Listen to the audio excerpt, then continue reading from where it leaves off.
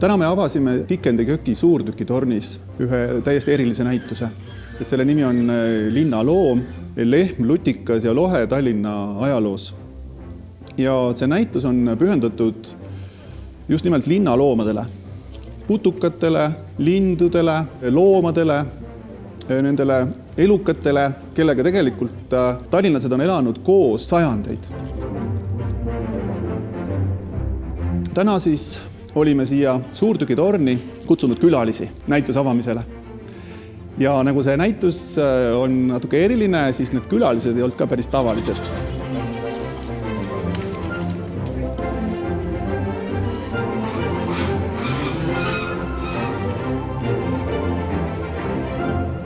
Mulle meeldis see, et oli palju loomi ja siis oli ülinunnu rott ja kokka, nii sõbralik.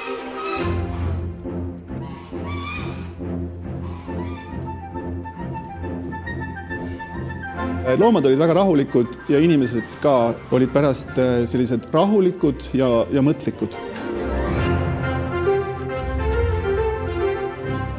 Mulle väiksele kitsete allele väga meeldis seal magada, sest ta magas seal väga hästi.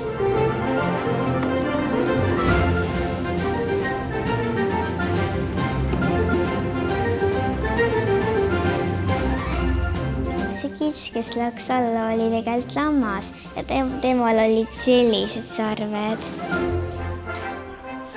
Ja siis teistel oli sellised nagu porgandid peaaegu.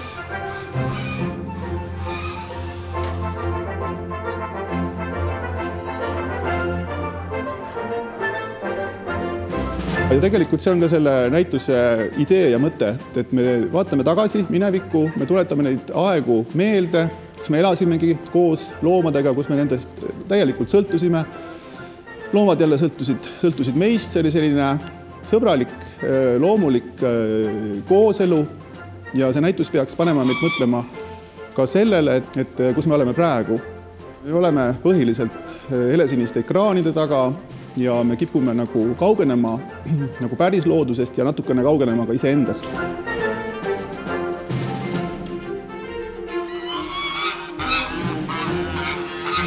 Loomad tuletavad meile meelde, kes me nagu päriselt oleme ja mida meil on päriselt nagu vaja selleks, et olla rahulikud ja õnnelikud inimesed.